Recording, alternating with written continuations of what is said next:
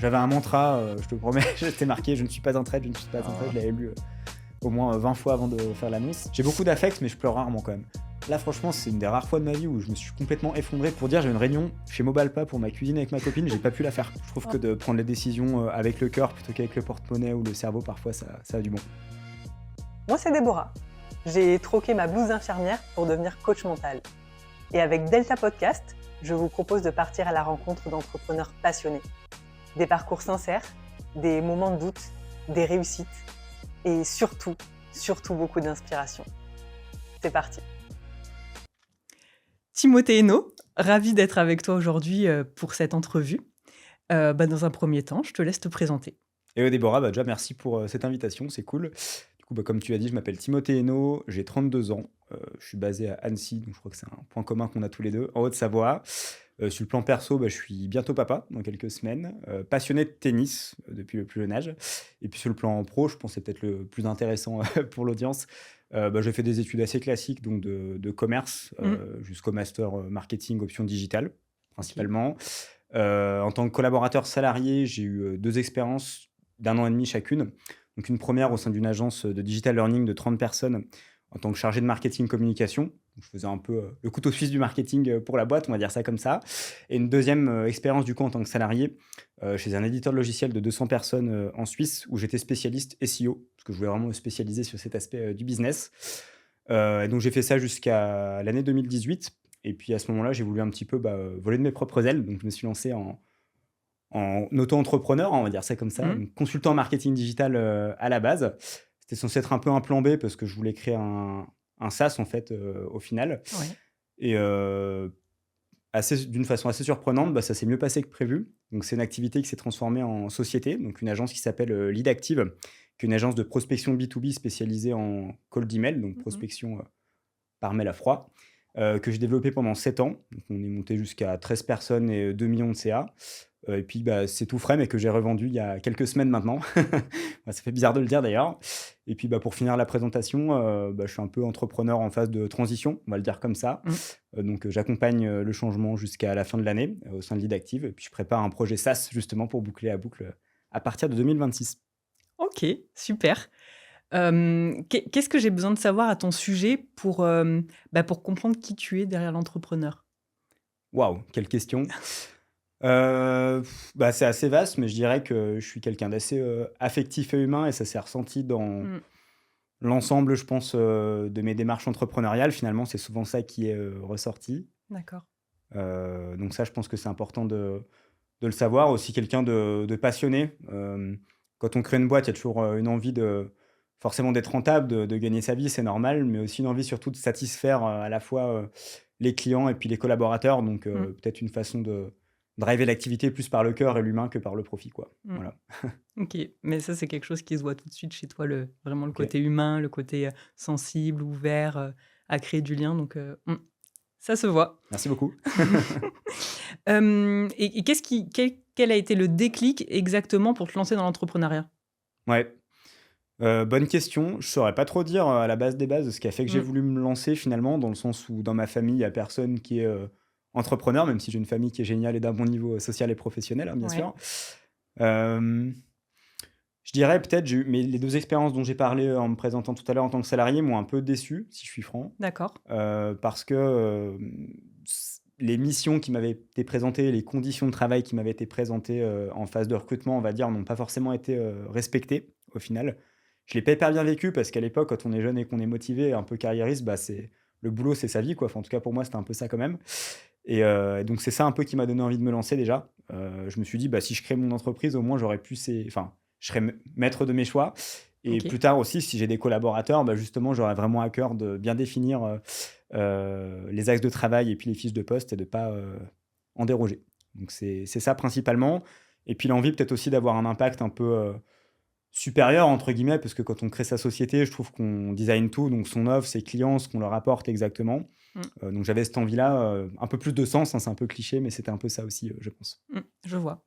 Et tu t'es lancé, donc tu étais jeune. Mmh. On parle souvent de syndrome de l'imposteur. Ça a été quoi ton rapport, à tes débuts par rapport à la légitimité? Ouais, trop bonne question. Alors, ça me fait l'impression que je suis vieux du coup, là maintenant. Pas Bah, du tout. je me suis lancé à 25 ans, c'est vrai Mmh. que le syndrome de l'imposteur, je l'ai vraiment ressenti, donc je me sentais pas légitime, à dire: «Ouais, je suis, consultant en marketing digital et je vais vendre des prestations, de services à des chefs d'entreprise qui ont le double de Mmh. mon âge», en gros, la Mmh. cinquantaine. J'ai beaucoup bossé là-dessus. D'ailleurs, je me suis fait accompagner pendant 12 mois par ce qu'on va appeler le life coaching, Mmh. donc coaching de vie, Tony Robbins, si peut-être certains, connaissent, Mmh. où le but du jeu justement, c'était de travailler sur, cette sensation de pas être légitime et de jamais être, prêt finalement à se lancer, d'être un peu perfectionniste. Moi, c'est vraiment ça que ça m'a évoqué et il y a un truc qui m'a frappé en fait, que m'avait dit mon coach, je trouve que c'est vrai même en regardant un petit peu d'autres personnes avec le recul, c'est qu'en fait, enfin, plus on est calé dans un sujet, je trouve, paradoxalement, moins on se sent, Mmh. légitime à aider les autres sur ce sujet parce qu'on veut toujours être perfectionniste et aller plus loin. Donc ça, c'est vraiment un gros frein que j'ai eu. J'ai mis quasiment, je pense, une année totale, de, travail pardon, de travail sur moi-même pour passer le pas et me lancer. OK. Bah, tu me parles de perfectionnisme Mmh. justement. C'est ça comment tu as réussi à passer outre, ça? Ouais, bah, ça a pris énormément de temps, enfin déjà je prends un exemple et ça pour le coup ça m'a pris, un total de 6 ans à dépasser. C'est OK. le fait de poster quelque chose, en termes de contenu, sur Mmh. LinkedIn par exemple. Je me rappelle, j'avais commencé des dizaines de vidéos dans mon garage, que je voulais poster sur YouTube et j'arrivais jamais à appuyer sur, publier parce que je trouvais ça vraiment nul. Hem Et donc comment je l'ai surmonté? Bah, je pense qu'à un moment, il y a pas le choix puisque, pour la petite anecdote, quand je me suis lancé, c'était dans le cadre d'une, démission finalement, donc Mmh. j'avais pas forcément de filet de sécurité. Du fait que j'avais tout investi quasiment dans ce programme de coaching, de développement personnel, j'avais, de quoi payer peut-être, 1 ou 2 mois de loyer, je sais plus exactement, je veux pas romancer. Donc c'est-à-dire qu'il faut quand même charbonner, donc je me suis dit, bah, à un moment donné, OK, tu te sens pas légitime, mais tu vas pas retourner chez tes parents à 25 ans, c'est quand même la loose. Donc c'est ça qui m'a poussé en fait à me lancer et à le faire. Mmh. Et je dirais que le déclic qui m'a vraiment me fait, sentir, légitime et heureux presque, c'est le premier client, signé Mmh. et satisfait, surtout de la Mmh. prestation où là je me suis dit: «Bon, bah, a priori ça marche, ils sont contents, les clients et du coup je peux continuer». OK. Donc ce que tu es en train de me dire, c'est le sentiment de légitimité t'a apparu plus après l'action qu'avant? Ouais, complètement. En fait, je pense qu'on se sent jamais vraiment prêt. Enfin, même là, pardon, on en reparlera peut-être après, mais par exemple, je suis en phase de transition, donc je dois lancer de nouvelles offres et je vois en fait que j'ai exactement les mêmes sensations. Enfin, est-ce que je suis vraiment légitime à proposer cette Mmh. offre? Est-ce que ça va marcher? Enfin, on a plein de questions Mmh. et je pense que c'est toujours pareil. Là, sur une de mes 2 activités nouvelles, j'ai déjà eu quelques clients, je vois les premiers résultats, donc ça y est, je me dis: «Bah, c'est bon, ça part». Mais tant qu'on n'a pas eu ce premier résultat, en fait, la confiance vient, de par l'action, je pense, c'est pas l'inverse. Mmh. OK. Voilà. Très intéressant. Les 3 premières années de ton activité, tu étais seule, Mmh. tu avais pas encore, recruté. Et comment tu as vécu cette solitude, des débuts? Ouais.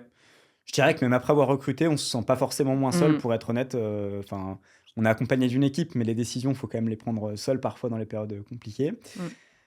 Mais je dirais que sur cette première tranche, en tout cas dont tu parles, qui est les 3 premières années, ce Mmh. qui était difficile au-delà de la solitude du dirigeant, c'est que tu es un peu, l'homme à tout faire, je trouve. Enfin, tu dois, générer les prospects, enfin faire ta prospection, les transformer, en clients, Mmh. livrer la prestation, faire aussi, un peu les appels pour les factures et cetera, enfin tout quoi. Multicasquette, ouais. Et donc c'était ça qui était vraiment très, très difficile, je trouve, c'est de tout gérer tout seul, sans forcément aimer pour autant toutes ces tâches. Mmh. Moi, en tout cas, pour faire écho à mon background, c'était plutôt marketing, vente et c'est ça qui m'anime et qui me plaît. Donc, Mmh. faire des factures et demander de l'argent, c'est pas forcément ça, du coup, qui m'anime, ni même, déclarer ses impôts ou autres, même s'il faut le faire, bien entendu. Mmh. Donc il y a cet aspect-là, un peu moins plaisant et aussi, c'est épuisant quand même, je trouve, de pas être entouré parce qu'on doit enfin, si on ne travaille pas, si on prend ne serait-ce qu'un jour de repos à cette phase de développement, bah, tout s'arrête quoi dans l'entreprise donc c'est ça qui était quand même pas évident, Mmh. voilà. Et après sur l'aspect, solitude du dirigeant, bah, c'est un peu compliqué parce que je dirais que même après quand on a recruté, finalement, il y a certains sujets alors qu'on peut aborder s'ils sont opérationnels ou même, stratégiques pour l'entreprise, c'est OK, Bien sûr. selon moi. Par contre, il y a des fois des sujets plus perso, par exemple, je sais pas si on a un coup de moins bien, parce que même si c'est sa boîte, des fois on a des hauts et des bas, Ouais. hein, Ouais. personnellement. C'est quand même difficile, je trouve, de communiquer dessus. Pareil vis-à-vis de son entourage, moi je trouve qu'on est aussi un peu seul finalement, dans Mmh. le sens où, bon, j'ai la chance d'avoir une copine qui m'a toujours énormément soutenu et qui a toujours été là pour moi, mais c'est pas toujours facile au quotidien. Puis on veut pas non plus, saouler les gens parce que nous, quand on est entrepreneur, on pense qu'à sa boîte en gros, Et enfin oui. globalement, Ouais. enfin je parle pour moi. Mais les gens, eux, ils ont peut-être une vie et ils s'en foutent, de notre boîte finalement. Donc c'était pas facile. franchement. Ouais. Ce qui m'a énormément aidé, pour, contrecarrer ça, c'est un peu d'essayer de contrôler mon environnement différemment à travers, des podcasts tels qu'on est en train de le tourner. Moi, j'en consomme, beaucoup. Je trouve que Mmh. ça permet de mettre son focus sur, des choses différentes. Quand ça ne va pas, on peut relativiser certaines choses en écoutant d'autres personnes qui sont passées, par là où on est en train de passer. Donc je trouve Ouais. ça chouette. Ouais. Ou alors des bouquins ou même d'écrire sur un journal un peu, mon ressenti de la journée. Des fois, ça m'aide pas mal. Voilà. OK. Au niveau de de ton cœur de métier, la prospection, c'est un sujet qui fait assez peur aux entrepreneurs en règle générale. Toi, tu en as fait ton business. Mmh. Qu'est-ce que tu peux nous dire là-dessus? Des conseils, pour les entrepreneurs, des choses à éviter? En prospection, du coup? Ouais. Ouais. Hem, après ça va être un peu différent, pour chacun, mais en tout cas, moi, personnellement, je reviens sur le syndrome de l'imposteur et le Mmh. perfectionnisme. Mmh. Moi, mon vecteur préféré, en tout cas, de prospection, c'est, l'email de prospection à froid et le nombre de fois où j'ai préparé une campagne, j'ai passé beaucoup de temps à me faire une liste parfaite de prospects, à rédiger ma séquence et j'ai pas appuyé sur envoyer parce que je me suis dit: «Mais non, c'est nul, je vais déranger», en fait. Enfin, il y a beaucoup d'aspects psychologiques, je trouve, dans le fait de prospecter et de ne pas déranger. En tout cas, c'était, moi, dans mon cas, ce qui me bloquait un peu. Donc je dirais déjà, passer outre parce qu'en fait, on dérange pas des gens, si on cible correctement et que ce qu'on propose, ça leur apporte, une solution à un problème qu'ils rencontrent, en fait, on leur rend service. Mmh. Donc je pense que c'est la première chose que je dirais, c'est ça. Et après sur le plan technique, je vais pas dire des choses de mirobolantes, mais être au clair sur, déjà, qui est sa cible, parce que quand on parle à tout le monde, on finit par parler en général à La personne. personne, Donc ouais. être très précis sur la cible et derrière, être le plus concis possible dans tous les cas dans ses approches, de prospection par mail qui est, le canal que je pense, le mieux maîtriser. Voilà. Et idéalement, alors, si, vous en avez, inclure un maximum de preuves sociales, de cas clients, de résultats apportés par le passé, ça fait toujours quand même un peu, la différence. Et si, vous n'en avez pas, dans ce cas, tant pis, mais au moins être concret, précis sur la proposition de valeur, Mmh. donc concrètement ce que vous pouvez apporter à votre potentiel prospect. Voilà, c'est un peu ça mes conseils. OK. Alors c'est bizarre, donc c'est pas mon domaine et c'est Mmh. peut-être pour ça que je vois ça comme ça, mais la prospection par mail, je me dis: «Mais comment tu arrives à accrocher les gens?» Tu leur envoies un mail, ils te connaissent ni d'Ève ni d'Adam, Mmh. d ils encore de la pub et donc ça fonctionne vraiment? Ça fonctionne vraiment. Bon, en tout cas, ouais, on a fait, on y reviendra peut-être sûrement, je sais pas, mais en tout cas sur les différents paliers de développement de Lead Active, la boîte que j'ai, transmise, Mmh. on est quand même monté jusqu'à 1,2 million de chiffre d'affaires avec un seul, canal d'acquisition qui était celui-ci, donc le cold email, donc ça Mmh. marche, oui, par rapport à ta question. Mmh.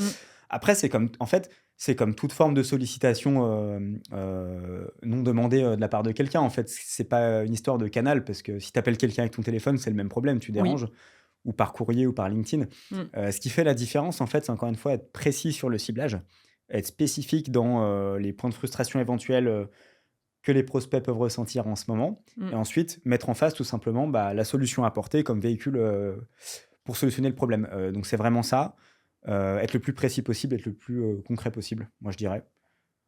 Et après, pour rebondir quand même, alors, on reçoit tous, des dizaines de mails par jour. Oui. Je trouve aussi qu'il y a une confusion. Par exemple, une newsletter n'est pas pareil qu'un email de prospection, si tu vois ce que je veux Oui. dire?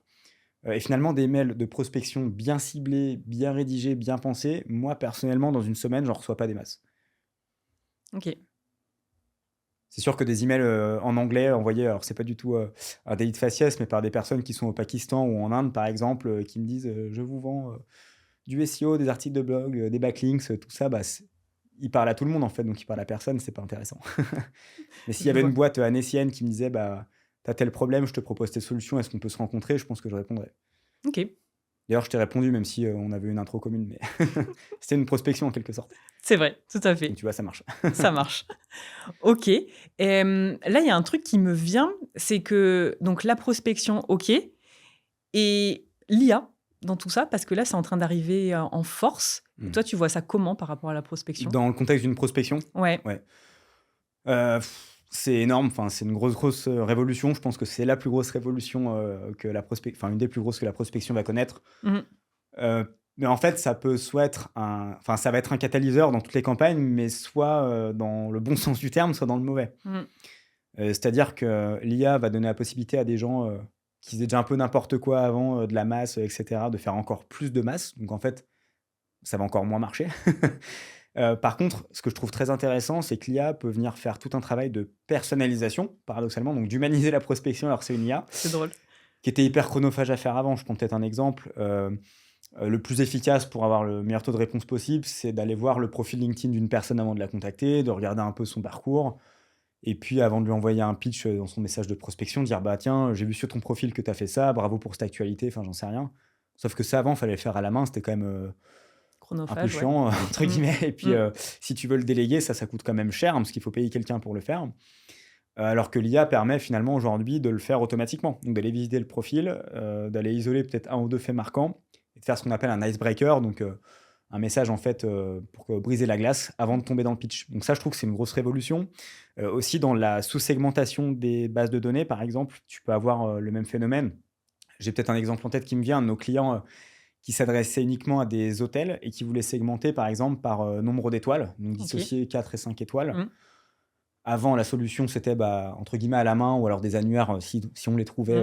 Voilà. Maintenant, avec l'IA, on peut dire bah, avec un prompt, va visiter le site de tel hôtel, dis-moi Mm. combien d'étoiles il a et catégorise-le. Donc moi, je trouve que c'est vraiment un catalyseur si on l'utilise à bon escient. Ok. Voilà. Tac. Maintenant, j'ai envie de parler un peu de recrutement. Mhm. Parce qu'effectivement, les 3 premières années de son entreprise, tu étais solo. Comment ça s'est passé le recrutement pour toi? Bonne question. Déjà, je reviens beaucoup à l'aspect mental, mais j'ai mis plus d'un an, ouais, même plus que ça, je pense, mais au moins un an, à sauter le pas de faire mon premier recrutement. Ok. C'était quoi les blocages, les freins? Euh, alors, avec le recul, c'était débile, mais en fait, plusieurs craintes. Déjà, la peur que ça se passe pas bien. Ouais. C'est vrai qu'on est, en France, en tout cas, au niveau de la législation du travail, il y a comme une protection quand on prend quelqu'un en CDI qui peut faire peur quand c'est son Mm. premier recrutement et qu'on n'a pas une trésorerie non plus inépuisable. C'est un peu un mariage quand même. Et j'avais peur, bah, on entend tous des histoires à droite à gauche. Et ça va dans les deux sens, hein. Il y a aussi des Bien sûr. salariés qui peuvent dire les employeurs sont pas corrects, hein. Mm. Donc ça me faisait peur. J'avais peur que ça se passe pas bien et que je me retrouve un peu bloqué dans une relation de travail qui me convenait pas et sans alternative. Mm. Voilà. Et aussi, et peut-être on y pense moins, mais je pense inconsciemment, plutôt consciemment, la peur de, bah, en fait, pas être à la hauteur. Ah oui. De me dire, bah, ok, je vais recruter quelqu'un, mais mine de rien, bah, du coup, je suis responsable. Est-ce que Mm. je vais la former correctement? Ok. Est-ce qu'elle va apprécier de travailler avec moi? Est-ce qu'elle va apprécier l'entreprise, les clients? En fait, je me faisais un peu des nœuds dans le cerveau sur ces sujets, ça me bloquait beaucoup. Donc j'ai eu beaucoup de stress et d'appréhension avant de sauter le pas. Ouais, franchement, je te dis, ça m'a pris au moins un an. Parce que pendant un an, j'avais la charge de travail et le volume d'affaires pour le réaliser et j'osais pas le faire. Ok. Voilà. Et ce qui m'a fait sauter le pas, bah, en fait, très terre à terre, à un moment donné, je me suis dit, bah, de toute façon, Faut y aller. là, ça fait un an que tu es dans cette situation. En fait, prends ta décision, quoi. C'est soit tu dis, bah, je fais une vraie société, je crée une équipe et je grossis, Mm. soit tu restes solopreneur, entre guillemets, et il n'y a pas une bonne réponse, en fait, c'est ce que tu veux. Et donc, moi, bah, mon ambition, c'était de me développer, de créer, entre guillemets, je vais pas dire une vraie société, parce qu'un solopreneur, c'est une vraie société, mais en tout cas, une société avec une équipe, une culture. Donc, c'est Mm. ça qui m'a fait sauter le pas. Ok. Et ça a été quoi le plus difficile pour toi? Ça a été de trouver le bon profil, de manager, de déléguer? Hmm. C'est... Ouais, il y a beaucoup de choses là-dedans.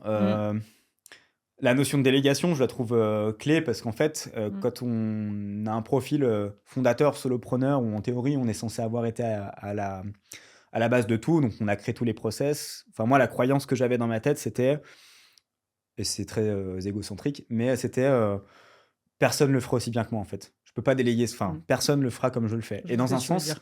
c'est peut-être vrai et c'est peut-être normal parce que quand c'est sa société, on a, honnêtement, je pense pas la même intensité de travail que quelqu'un dont ce n'est pas la société. C'est normal, C'est en ça. fait. Donc ça, c'était un premier blocage. Je me disais, bah, du coup, si c'est pas bien fait, ça m'embête, les clients, ils vont partir, enfin voilà. Donc j'ai eu cette difficulté-là. Donc j'ai beaucoup bossé sur moi en ce sens. Et encore une fois, c'est toujours la même chose. De toute façon, après, c'était plus douloureux dans mon esprit, en fait, de pas le faire que... de pas le faire que de le faire, puisque sinon j'étais bloqué. Donc ça, c'est sur la délégation. Et après, c'était quoi tes autres questions? Pardon, j'ai perdu le fil. Trouver le bon profil, Ouais. manager. Bah ça, c'est super dur. Pour être honnête, on a vu j'ai vu des centaines de candidats, en tout cas, postuler à nos offres sur les 4 années, du coup, où on avait une équipe. On a fait peut-être une vingtaine, je pense, de recrutements en tout.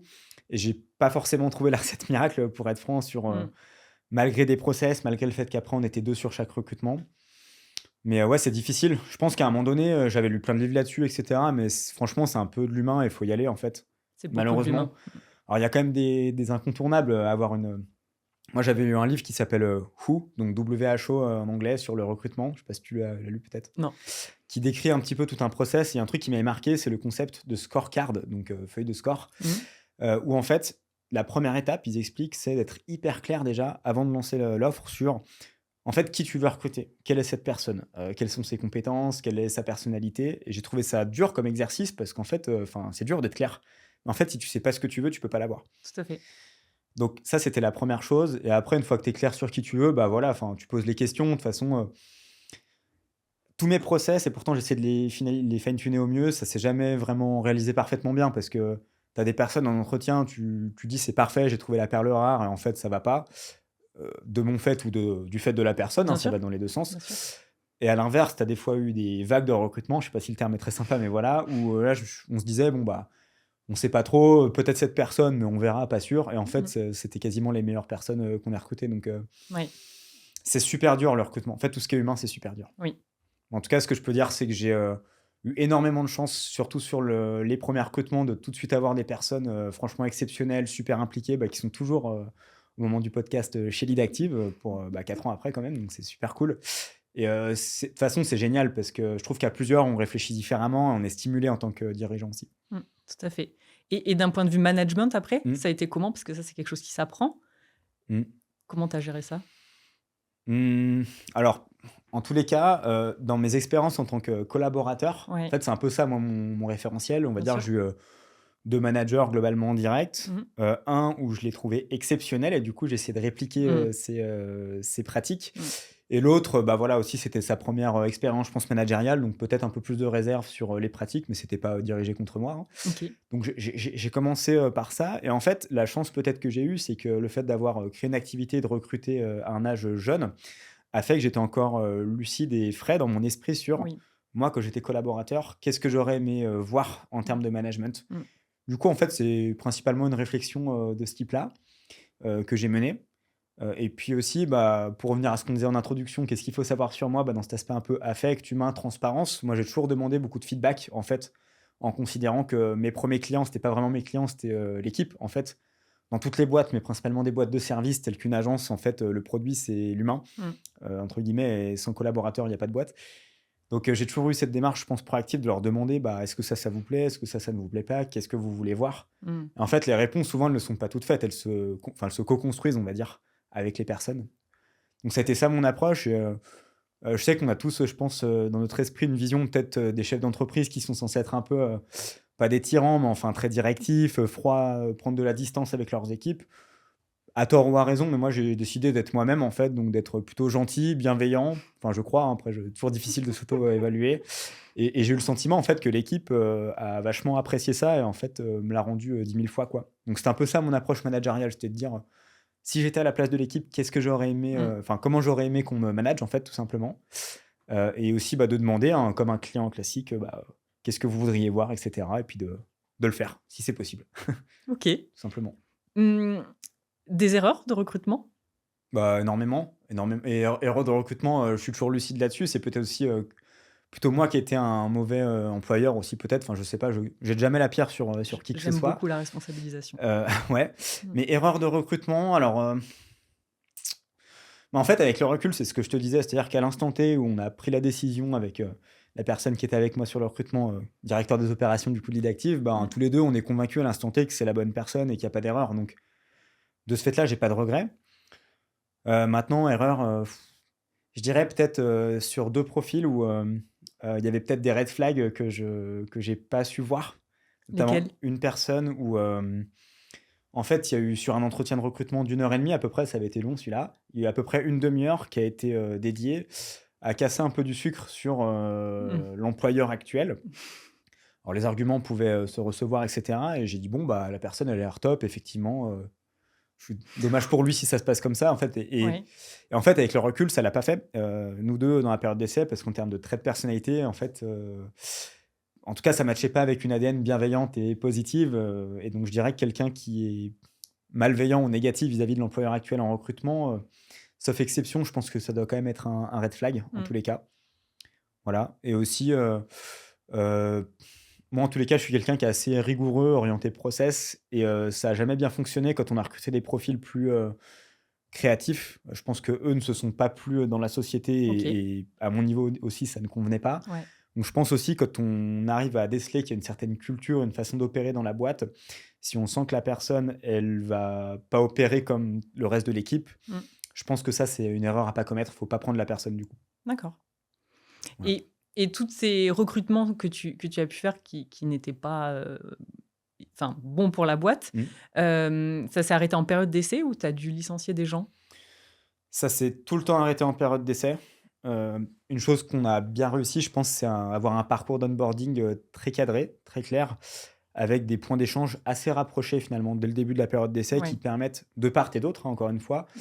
de faire un point et d'aligner les choses si ça ne va pas. Et dans le cas négatif, bah, que la partie qui n'est pas bien puisse arrêter. Mmh. Donc, j'ai jamais eu à licencier quelqu'un hors période d'essai par rapport à ta Ouais. question. J'ai perdu le fil, pardon, du reste de la question. Non, bah, C'était juste c'était ça? ça, ouais, tout C'est à juste fait. ça? OK. Ouais. Non, bah, j'ai jamais eu de licenciement, comme ça à faire, en tout cas. OK. Jamais de mauvaise surprise, après la période d'essai passée? Alors, si, peut-être une, mais pas dans le sens qu'on pourrait croire, en fait. C'est-à-dire que OK. la personne, c'était son 1er CDI, je crois, Ouais. après les études, quelqu'un de brillant, franchement super, on valide la période d'essai, tout ça, et en Mmh. fait, la personne, donc nous, la période d'essai était de 3 mois, et au 4e mois, je me rappelle parce que je revenais d'un week-end pour mes 30 ans à l'époque, donc j'étais un peu fatigué, c'était le lundi, et en fait, il m'annonce qu'il se projette pas et qu'il veut partir, quoi. OK. C'est la seule fois, et mauvaise surprise dans le sens où du coup, bah, je m'y attendais pas Mmh. et je l'ai pas forcément vu venir. Donc voilà, c'est la seule chose. C'est vrai que pareil, ça c'est un des trucs qui me faisait peur. Tout le monde m'avait dit avant de Eh faire le oui, recrutement: «Bah, attention, dès que la période d'essai est passée, les qui personnes, se vont plus relâche. rien faire». Ouais, Moi, c'est vraiment pas du tout ce que j'ai pu constater, d'accord. l'équipe encore une fois tout le temps, ultra engagée, ultra motivée, presque l'inverse qui s'est produit. Après, c'est comme, tout le monde, on peut pas être à 100 ou 110 tout le temps. Chaque collaborateur peut avoir, des phases de vie où il priorise, peut-être la boîte, d'autres où c'est un peu moins, le moment. Mmh. Moi, j'ai toujours essayé d'être à l'écoute de ça, et en fait, au lieu de dire, «Ça va pas», bah, plutôt de dire, «En ce moment, tu as beaucoup parce que peut-être, tu attends un enfant, parce que tu es en train de déménager, parce que tu viens de Mmh. te faire larguer», j'en sais rien. Mmh. En fait, on est tous humains, et je trouve que ne pas le prendre en compte, d'avoir une vision que profit et donc productivité de l'équipe et pas humaine, selon moi, ça se retourne toujours tôt ou tard contre l'employeur, en fait. Parce que les personnes, on est tous au fond de nous, on a envie de bien faire, je pense. Donc, si on est, traité avec respect, et bienveillance, en tant que salarié, ben, on le rend en général à l'entreprise. En tout cas, c'est ce que je crois. Et tu vas au-devant justement de tes employés quand, par exemple, tu vois qu'il est pas comme d'habitude, qu'il y a quelque chose? J'ai pas eu beaucoup de fois ce cas-là, mais Ouais. il y a eu quelques fois où, ouais, j'ai senti que c'était, enfin, je le savais parce qu'en fait, encore une fois, vu que j'essaie d'être assez humain et proche de tout le monde, quand j'ai un one-one avec quelqu'un, je demande tout le temps: «Bah, voilà, comment s'est passé ton week-end?» Enfin, j'essaie de passer au moins 10-15 minutes dans la relation avant de parler Mmh. du boulot. Donc en fait, naturellement, je sais s'il y a des choses, qui ne vont pas, ou je le sens. Et en fait, bah, encore une fois, ça fait un peu redite, mais j'ai toujours proposé, bah, dans ce cas, si ça va pas, lève le pied, ou finis plus tôt, ou prends ton après-midi, je te l'offre, enfin, j'en sais rien, ça m'est déjà arrivé de dire ça. Mmh. Heu et en fait, la personne, le fait que proactivement, ça soit l'employeur qui le propose, j'ai eu l'impression que c'était, super apprécié, J'imagine, ouais. et en fait, ça a eu l'effet, positif pour l'entreprise parce que la personne, souvent, elle s'est arrêtée et le lendemain, elle est repartie, 2 fois, plus fort, gonflée à bloc. Mmh. Tout le monde gagne. Mmh. Ouais, ça, j'en suis totalement Enfin, c'est convaincue. ce que je crois en tout cas. OK. Aujourd'hui, tu as vendu ton entreprise. Mmh. Quel a été le déclencheur? Mmh. Est-ce que c'était prévu dès le départ? Oui, c'était prévu dès le départ. Ça, c'est un sujet, mon sujet d'actualité. Bah, peut-être pour expliquer un petit peu du coup, Ouais. j'ai pris cette décision proactive, de Mmh. mettre en vente, hein, du coup, l'entreprise, en fin d'année dernière, donc en décembre 2024. OK. Il y a eu 2 Mmh. typologies de raisons par rapport à ça. Une typologie de raison qui était d'ordre personnel, c'est-à-dire que fin 2024, bah, ça faisait du coup la fin de la 6e année, avec, Lead Active. On a toujours connu des croissances très fortes. On finit l'année à plus 56, donc on fait de 1,2 million à 1,8 million, ce qui est pas mal dans le service encore, Pas je mal. trouve. Et du coup, bah, je me dis: «Voilà, ça fait 6 ans que je donne ma vie en gros, à la boîte et c'était voulu». Puis je fais un peu un check, je sais pas comment dire, sur moi, Mmh. quoi, et je me dis: «Bah, en fait, je suis fatigué, je dors plus très bien la nuit». Enfin, je sens un peu des signaux d'alerte, de santé presque. Mmh. Et puis ça faisait quelques temps, avec ma copine, ça faisait donc, on fêtait nos 11 ans de relation, donc moi, forcément, on a un projet un peu de fonder une famille et puis, je me projetais pas, en fait, dans tout ça. Je me disais: «Bah, tu peux pas travailler, sans exagérer le truc, mais entre 12 et 15 heures par jour, on va dire, plus le week-end encore, pas 12 et 15 jours, 12 et 15 heures le week-end, mais, bosser le Oui. week-end en plus et à côté, fonder une vie de famille». Et puis j'observais aussi des choses qui n'allaient pas. Par exemple, tu vois, le week-end, je sais pas, je vais, faire une soirée avec des amis ou chez mes parents où c'est censé être des bons moments et en Mmh. fait, enfin, je pense que ça se voyait pas. C'est-à-dire dans la pièce, je suis là, Mmh. je participe, mais en fait, dans ma tête, j'écoute Tu pas absolument là. rien, enfin, Mmh. entre guillemets, de ce que la personne me dit et je pense, sans cesse, à des trucs que je dois faire et cetera. Donc il y a eu ça, OK. personnellement. Et un autre truc toujours personnel, toujours, c'est, un sujet de se «sécuriser» entre guillemets puisque, en fait, quand on est Mmh. dirigeant, on a chacun une façon de se rémunérer, qui peut être, propre. Moi, j'ai un peu toujours fait partie des élèves à l'école, je sais pas si tu vas t'identifier, mais, si tu me donnes une présentation à faire ou un devoir maison, tu sais, tu as, ils préparent ça, 6 mois à l'avance et tout. Mmh. Enfin, moi, c'est genre la veille, minuit, je commence, tu vois? Pareil, oui, je Voilà. comprends.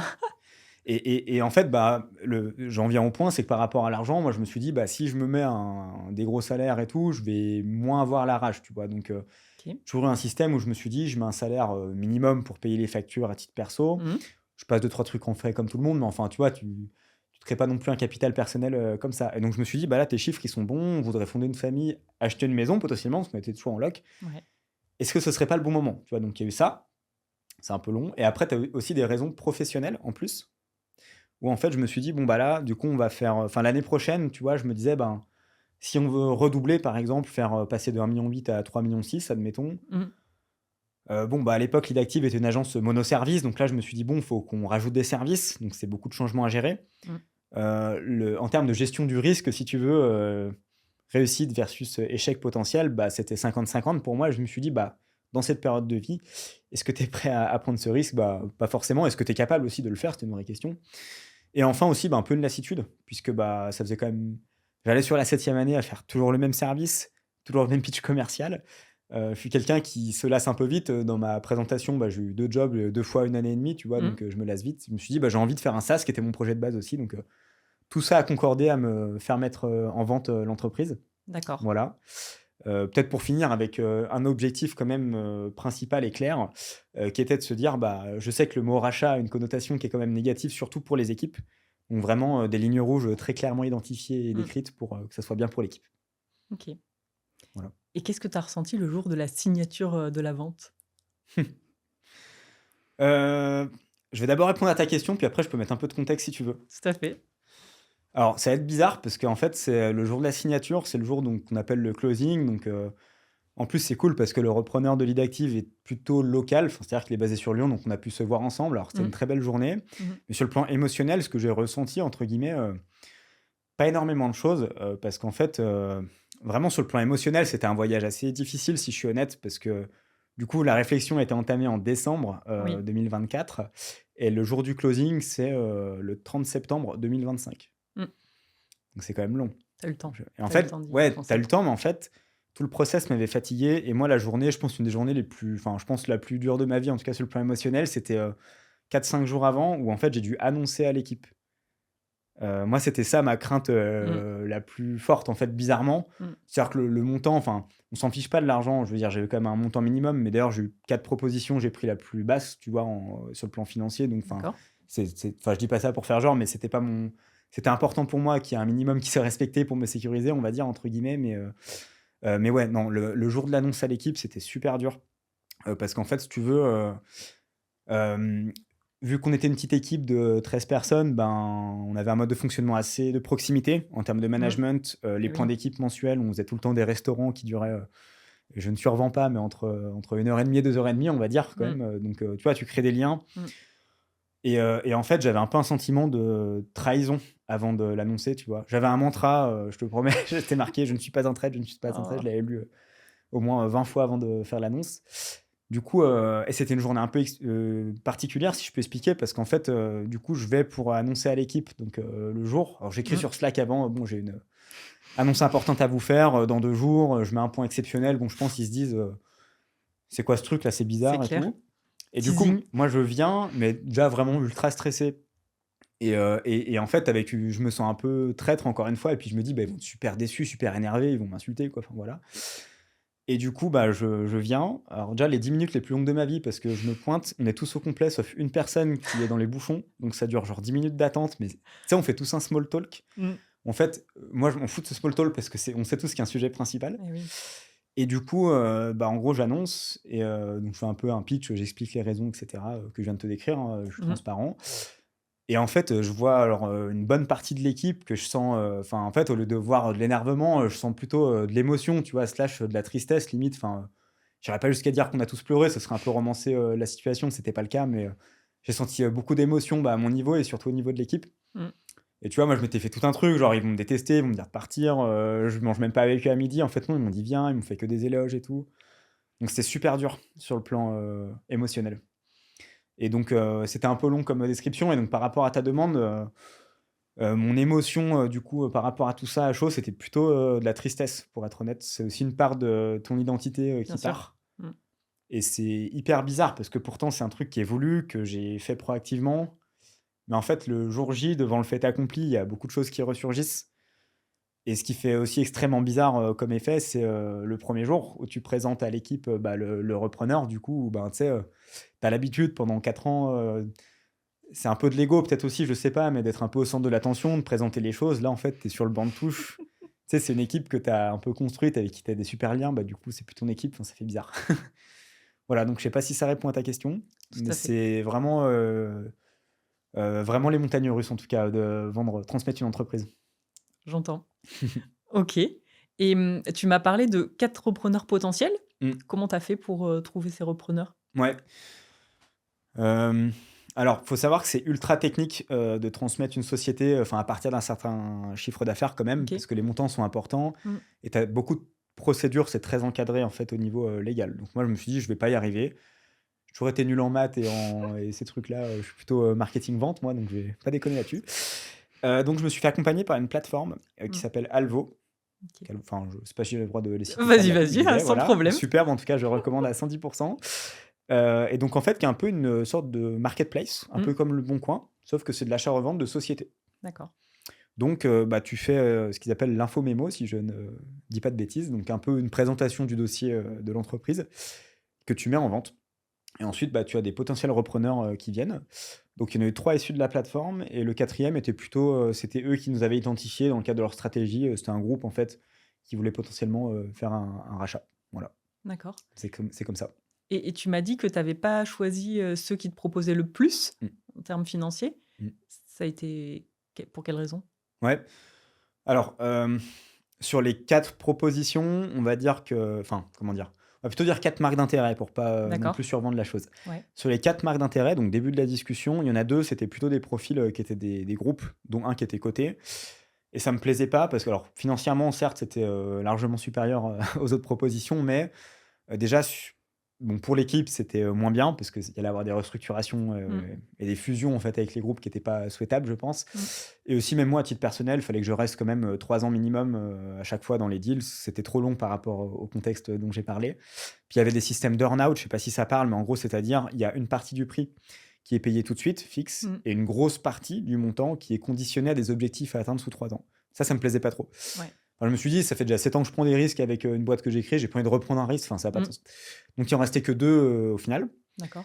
Et donc par rapport à ta question, parce que là les 2 profils étaient similaires, on était sur 2 repreneurs individuels, hein, plus ou moins. Mmh. Hem, Bah, après c'est du feeling, c'est comme le recrutement, j'ai un bon feeling avec les 2, Mmh. mais celui qui a été retenu, j'ai préféré son projet en fait, qui était un vrai projet, industriel dans le sens où il avait une vraie motivation personnelle à apporter de nouvelles offres, à emmener l'entreprise plus loin. Mmh. L'autre projet, je l'avais plus perçu comme étant purement, un placement financier en fait, un rachat de bénéfices d'entreprise, pour gagner de l'argent. Enfin, je l'ai plus senti OK. comme ça. Après, c'était Mmh. peut-être pas le cas, tu vois? Mmh. Et puis moi, après, j'avais des lignes rouges à ne pas franchir très strictes, pour l'équipe, encore une fois sans démagogie et tout était, vraiment respecté à 100 sur leur preneur choisi.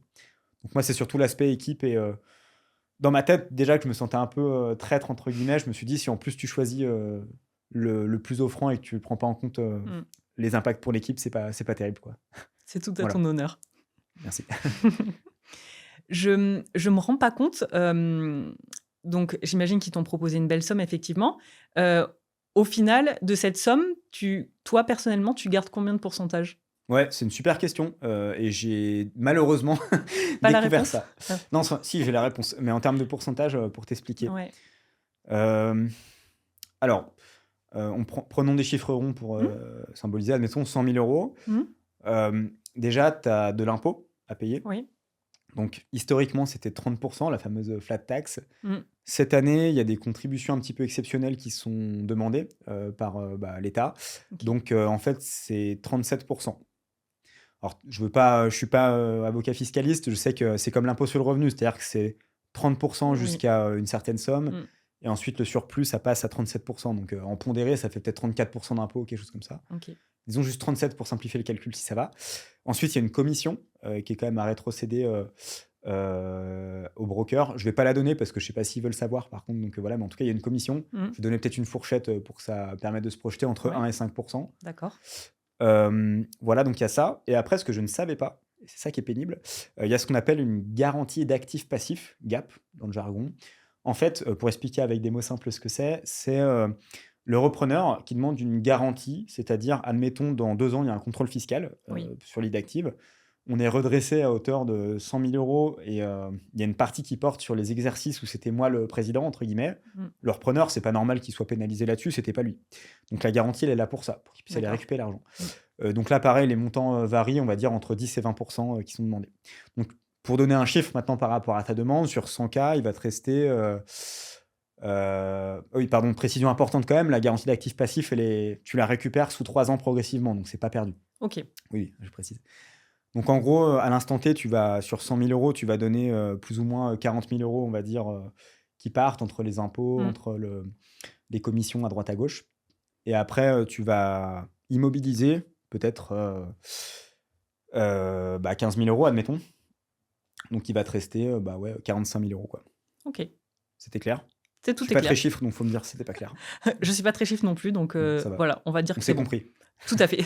En tout cas, oui, c'est parce que moi, dans ma tête, avant, je me disais: «Une vente de boîte, franchement, c'est trop simple, c'est comme une maison, voilà le bilan, ça vous va, allez go, on se serre la main», tu vois? C'est en une semaine. Enfin, je caricature, mais je pensais pas exactement ça, mais presque et je me disais: «Bah, je sais pas, la personne, si elle vend 100 000 €, bah, elle a 100 000 €», tu vois? Enfin, en gros, Mmh.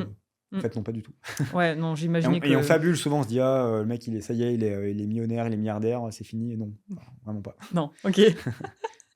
Et peut-être question bête parce que c'est pas du tout mon domaine, Mmh. là, tu revends et tu gardes aucune action, dans la boîte? Tu es complètement, Exactement. En fait, il y a différents, typologies de deals qui peuvent, exister. ouais, Tu peux dire, je ne vais pas dire de bêtises, mais je crois que ça s'appelle le LBO, c'est-à-dire tu vends juste une partie, des actions de la société, mais tu restes quand même dedans. Donc souvent, c'est quand tu as besoin que quelqu'un rentre au capital pour t'aider à accélérer, mais tu veux rester, à développer la boîte. mmh, Mais moi, c'était une vente, dite «sèche» entre guillemets, donc d'accord, vraiment j'ai cédé, 100 des parts tout de suite, sans earn-out, donc avec, une somme fixe, simple quoi.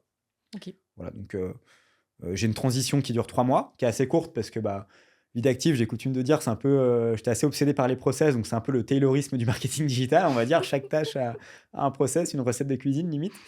Donc ça a permis d'avoir, une sortie opérationnelle, quand même plutôt relativement rapide parce que Ouais, 3 mois sur une boîte de 2 000 000 de CA, normalement tu dois rester plus parce que tu as une dépendance au fondateur qui est censée, qui est réputée importante en tout cas. C'était pas le cas du tout, pour l'Idactive. Donc voilà, en tout cas oui, 100 des parts, cédées. OK. Bah, concernant la passation, Mmh. donc tu t'accompagnes le repreneur jusqu'à fin décembre. Ouais. Ça se passe comment? La relation? Ouais, Alors, pour préciser, on est encore vraiment au début, hein, parce que du coup, là, ça fait 3 semaines, que ça s'est passé, donc c'est pas facile, de répondre, mmh, objectivement, j'ai pas beaucoup de recul. Je dirais que, allez, je vais répondre honnêtement, de toute façon, s'il nous écoute.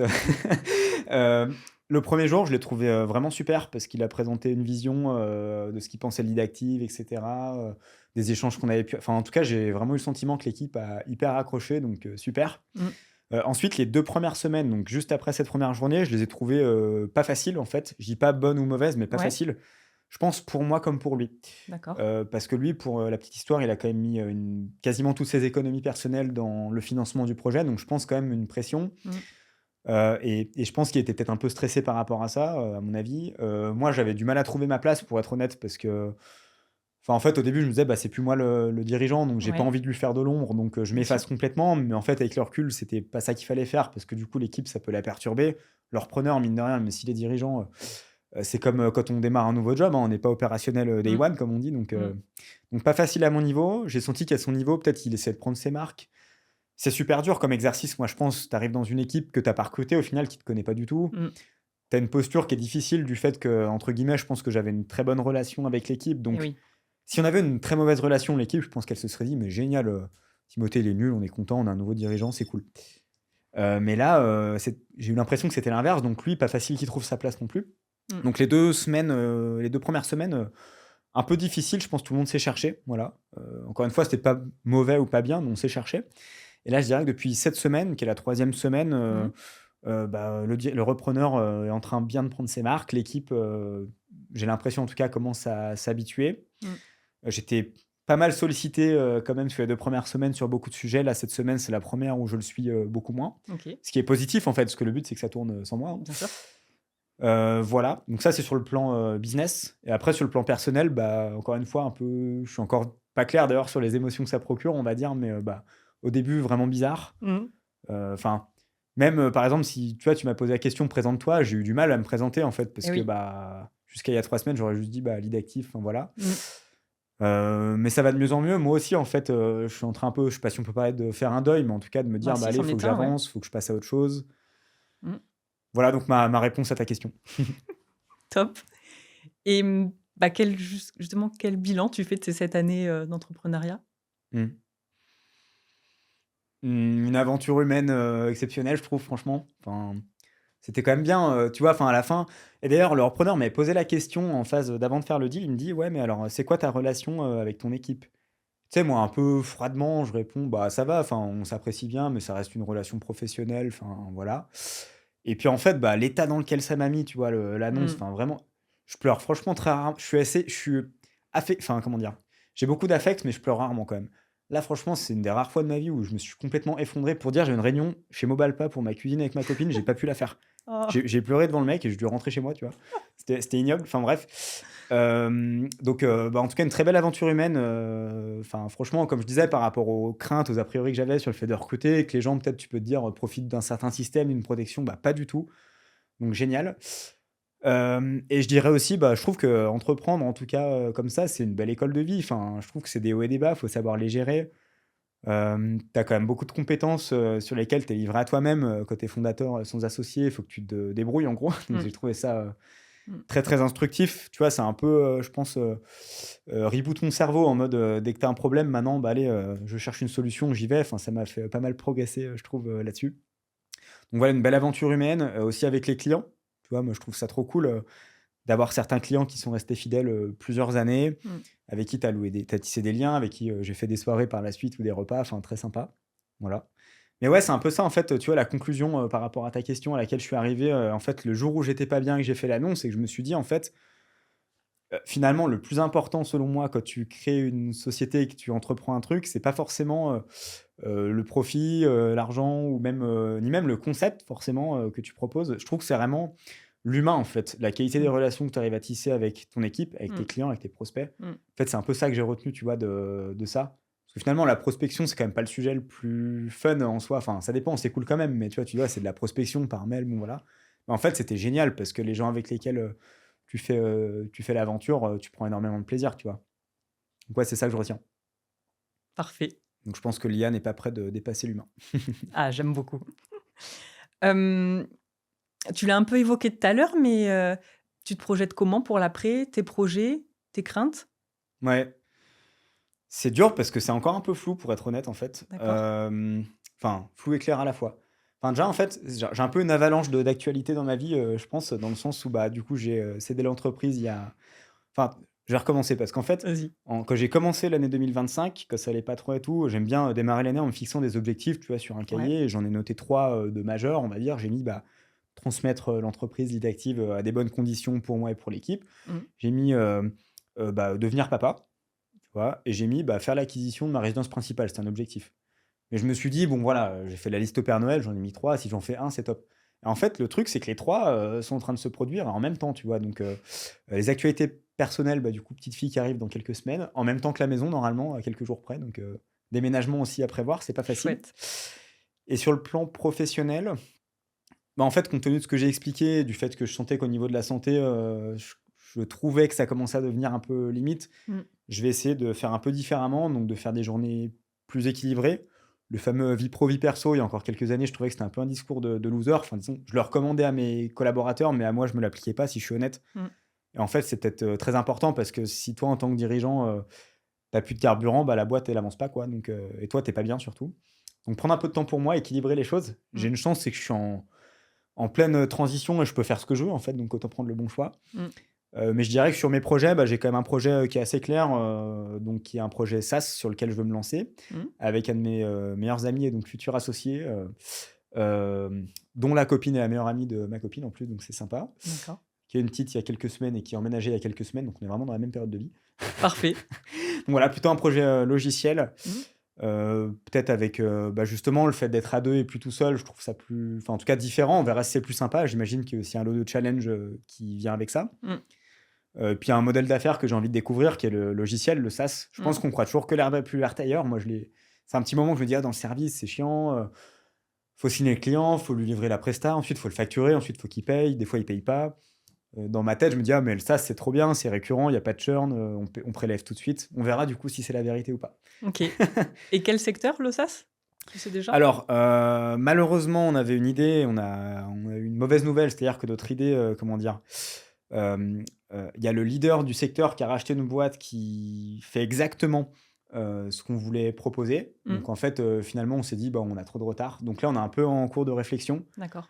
Je vais répondre quand même honnêtement sur notre idée du moment, mais il y a moyen que ça change avec le temps. En fait, moi, une des choses qui m'a le plus fait vriller, si je suis sincère, dans l'aventure Lead Active, c'est les retards de paiement, voire les impayés, mais impayés de mauvaise foi. Oui. Et j'ai l'impression que c'est un gros problème pour beaucoup de personnes, notamment les TPE, en tout cas, il Mmh.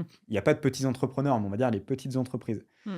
Et moi, c'est un vrai problème que j'ai, et franchement, j'en ai fait des nuits blanches, parce qu'à un moment donné, quand tu as un client, je dis pas, si, tu vois, moi, je vends du lead, si le client s'attendait à avoir 10 leads et que je lui en ai livré que un et qu'il veut pas payer, on s'arrange et je comprends qu'il y a un manquement, même si j'ai pas un engagement de résultat, tu vois. Oui. Mais tu as des clients, franchement, ça m'a fait des nuits blanches, quoi. Enfin, on fait la prestation, il y a des résultats. Il fait un témoignage sur le site Mmh. et le mec ne paye pas, quoi. Et tu vas au tribunal. Et ça m'a rendu complètement zinzin. Du coup, par rapport à ta demande, en fait, on a envie de créer une solution qui résolve ce problème.